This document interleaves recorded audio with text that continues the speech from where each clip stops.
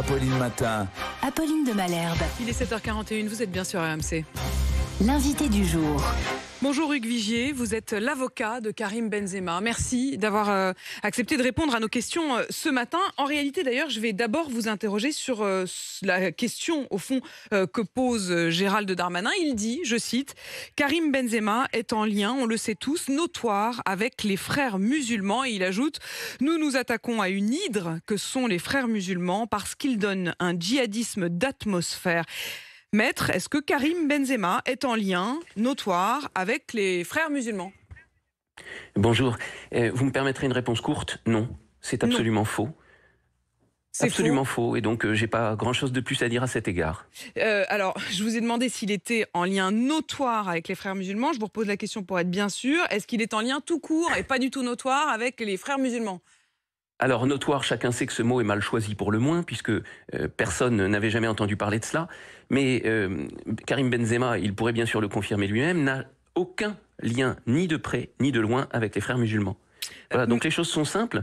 C'est inimaginable ce qui a été tenu comme propos. Et ce sont les propos du ministre de l'Intérieur qui, effectivement, étayent quand depuis les différentes rédactions de France l'ont appelé en disant « Mais qu'est-ce que vous voulez dire? En plus, vous dites que c'est notoire. » Alors voilà les arguments et je vous propose de répondre... Non, permettez-moi de vous dire qu'il n'étaye pas. Il décrit une pratique qui serait devenue plus observante. Et alors ? À supposer que ce soit vrai, quel lien avec les frères musulmans? Donc il n'étaye pas. Et ce qui est absolument incroyable, c'est que le premier policier de France est capable de tenir de pareils propos, à l'évidence, sans aucune vérification, sinon il ne les aurait pas tenus. Et puis, vous avez vu la temporalité de ce qu'il a dit à cet égard. Ça a l'air d'arriver n'importe comment. On ne comprend pas pourquoi ces propos viennent dans cette phrase à ce moment-là. Comme si, il y a quelque chose qu'il faut marquer dans un coin, il faudra le dire, ça va faire du bruit. Bon, c'est inadmissible. Alors attendez, Hugues Vigier, malgré tout, il se trouve qu'il étaye. Alors après, vous allez peut-être me dire que c'est pas du tout des arguments, mais je voudrais que vous puissiez les écouter et qu'on puisse tous se mettre d'accord sur les propos qui ont été tenus publiquement. En effet, vous avez raison, Gérald Darmanin n'a donné aucune espèce d'exemple pour étayer son propos. En revanche, il a expliqué et fait savoir aux différentes rédactions qu'il s'appuyait sur le refus de chanter la Marseillaise. Est-ce que oui ou non, Karim Benzema a refusé de chanter la Marseillaise? Non seulement il l'a refusé, mais il s'en est expliqué. Je pense qu'il faut aussi se poser la question parfois de savoir si un chant de 1795 a tout son sens, tel qu'il est aujourd'hui, indépendamment des frissons qu'on éprouve peut-être quand on l'entend. C'est une autre question. Je vous demande pardon, mais il a répondu, c'est son choix, je crois que ça pose pas de problème. Quand on porte le maillot de l'équipe de France, quand on incarne la France dans une compétition internationale, refuser de chanter l'hymne. Alors moi, je veux bien qu'on refasse le débat sur cet hymne, quand est-ce qu'il a été créé et le rôle de la Révolution française. Mais c'est l'hymne national, point barre, non ? Mais non, d'abord, pas point barre. Je pense qu'on peut tous interroger les valeurs qui sont censées nous rassembler et puis qu'elles peuvent évoluer dans le temps. On demande bien à l'islam d'évoluer à juste titre. Je vois pas pourquoi nous aussi, on ne considérerait pas que nos valeurs fondamentales, elles évoluent avec le temps. C'est un premier point. On était en guerre en 1795, on ne l'est plus aujourd'hui, en tout cas on ne l'est plus de la même manière. Bon, ça c'est un premier point. Deuxième chose, c'est toujours à lui qu'on demande des comptes. Et on comprend bien pourquoi. Mais on n'en demande pas. S'il chantait la Marseillaise, on lui demanderait pas. Hein. Oui, est-il le seul ? Est-il le seul? Je pense qu'il n'était pas le seul à ce moment-là, mais le fait d'avoir persisté, alors qu'aujourd'hui, pour le coup, honnêtement, alors je parle notamment sous le contrôle de Jean-Louis Tour. Bonjour Jean-Louis, vous êtes chef du football sur RMC Sport et vous nous accompagnez effectivement ce matin. Aujourd'hui, il n'y a plus du tout ces questions-là. Les joueurs, globalement, ils chantent la Marseillaise. Oui, alors après, on peut aussi rappeler certains exemples. Michel Platini ne chantait pas la Marseillaise parce qu'il n'appréciait pas les paroles de l'hymne. Karim Benzema n'est pas le seul à ne pas chanter la Marseillaise et que je sache, ce n'est pas répréhensible auprès de la loi. Alors, à cela ajoute Gérald Darmanin la question du prosélytisme. Il dit que Karim Benzema fait du prosélytisme sur les réseaux sociaux. Enfin, écoutez, moi, je trouve que c'est une chose extraordinaire qu'il partage sa foi, s'il est croyant, ça lui appartient, qu'il invite d'autres à partager avec lui les valeurs qui sont les siennes ou la religion qui est la sienne, c'est son problème. Quand il y a du prosélytisme chrétien, quand il y a du prosélytisme, d'ailleurs, quelle que soit la religion, du livre ou pas, ça ne choque personne. Et il n'y a que pour l'islam que ça pose un problème. Donc ensuite, il faut se poser la question des termes qu'il emploierait lorsque, dans une démarche prosélyte, il inviterait des gens à partager sa religion. Mais qu'est-ce qu'on trouve de choquant là? Moi, rien. Il y a la question du like, et c'est le troisième argument avancé par le cabinet de Gérald Darmanin, le fait qu'il ait soutenu donc par un like sur Instagram les propos d'un combattant russe de MMA qui s'appelle Khabib Nurmagomedov, qui est un véritable appel à la haine, et c'était juste après la mort de Samuel Paty. Il y avait dans cette publication ces mots: qu'Allah écrase de son châtiment tous ceux qui sont opposés donc à l'islam radical. Karim Benzema avait liké ce message. Écoutez, alors moi sur ce message et sur le fait de l'avoir liké, je peux dire qu'une seule chose. Et peut-être pour le coup en désaccord avec Karim Benzema, je pense que c'était inopportun et malheureux. Et les liens avec l'imam de La question Meaux qui se pose aujourd'hui est de savoir s'il serait en lien avec les frères musulmans. Entendez-vous les éléments que vous m'exposez pour dire qu'il le serait? Enfin, ça n'a rien à voir. Il y a un autre argument qui est effectivement la photo de Karim Benzema qui a posé avec l'imam de Meaux qui avait fait l'objet d'une perquisition dans le cadre de l'assassinat de Samuel Paty. Écoutez, le premier policier de France ne sait même pas que Karim Benzema n'a aucun lien avec les frères musulmans, et il le dit. Et vous avez un homme qui pose sur des photos avec des milliers de personnes, parce que dès que les gens le voient, ils veulent être en photo avec lui. Voilà, c'est l'époque. Moi, ça me consterne, mais c'est l'époque. Il y a parmi ceux-là quelqu'un dont on peut dire, mais il pose problème. Mais Karim Benzema, comment le savait-il? Lui, il n'est pas le premier policier de France. Il n'a pas toutes ces informations, on n'est pas censé les avoir. Ce que vous voulez dire, c'est que le fait d'avoir posé en photo avec l'imam de Meaux, qui est un imam extrêmement contesté pour le moins, c'est complètement un hasard au mauvais endroit, avec la mauvaise personne. Mais d'ailleurs, ce n'est pas moi qui le dis, c'est Karim Benzema qui dit: j'ai fait un like, j'ai posté une photo avec lui, comme avec plein d'autres personnes, parce que énormément de gens veulent être en photo avec moi. Oui, mais que eux veuillent être en photo avec lui, oui, mais mais que Karim Benzema, il ne met pas sur les réseaux sociaux toutes les photos de toutes les personnes avec qui il a fait des selfies. On est d'accord? Oui, enfin, non, mais je veux bien qu'on soit d'accord. Mais de quoi parlons-nous?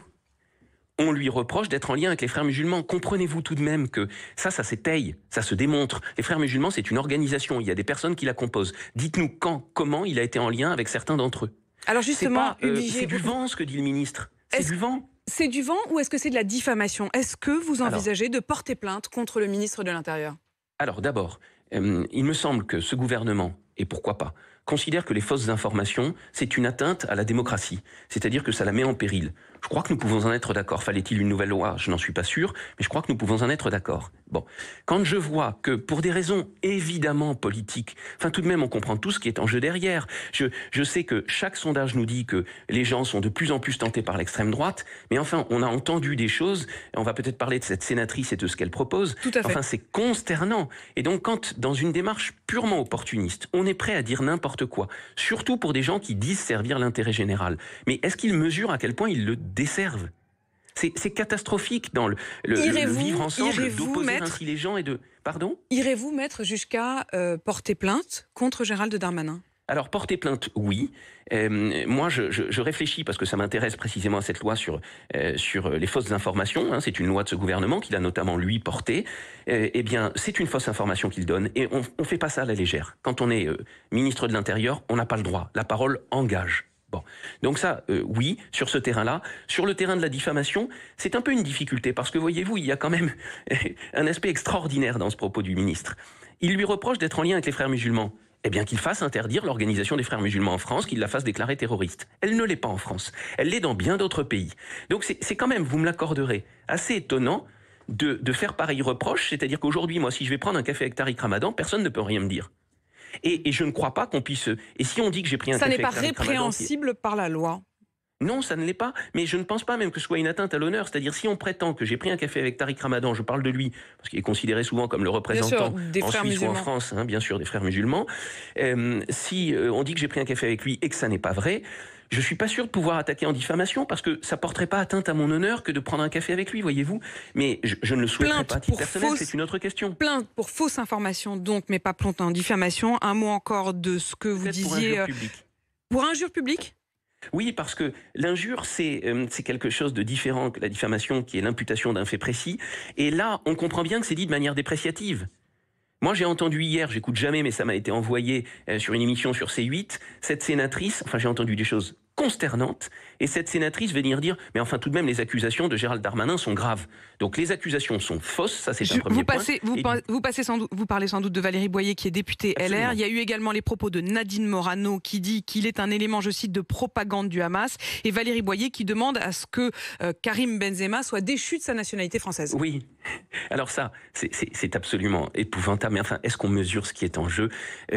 Comprenez, Karim Benzema, il est français. Il n'a pas la double nationalité. J'ai vu qu'elle écrivait en plus quelque part qu'il était binational. C'est cette idée des binationaux qui en fait préféreraient leur pays. Enfin écoutez, moi je préfère la région dont je suis issu en France que celle où j'habite actuellement. C'est une espèce de chauvinisme primaire, mais enfin ça n'a pas grand intérêt. Lui, il est français. Il n'est que français. Il n'a jamais demandé ni voulu avoir la nationalité algérienne. Bon, sa mère est française. Savez-vous que envisager la déchéance de nationalité pour des nationaux natifs, si on remonte dans le temps de l'histoire, c'est l'Allemagne nazie. Voilà où nous en sommes aujourd'hui, dans cette course à la surenchère, vers, je le dis, vers l'extrême droite, enfin vers des positions calamiteuses, et Benzema est au milieu de cela, totalement instrumentalisé avec tout ce qu'il est, ce qu'il représente. Bon, c'est infernal. Hugues Vigier, Jean-Louis Tour, un dernier mot. Je veux juste apporter un élément, c'est moi le raccourci qui est fait avec Karim Benzema, je le conteste en tant que journaliste parce qu'on n'a pas suffisamment de faits pour faire le raccourci qu'a fait Gérald Darmanin. Il y a quand même une chose qui circule au sein du ministère de l'Intérieur, c'est qu'il y aurait des éléments supplémentaires en dehors de la fameuse liste dont on a pris connaissance hier. S'il y a des éléments supplémentaires pour dire ça, bon bah ce sera peut-être au moment du procès qu'ils seront avancés. Et évidemment, on en fera part lorsque nous aurons ces éléments. Hugues Vigier, vous redoutez d'ailleurs d'autres éléments éventuellement ?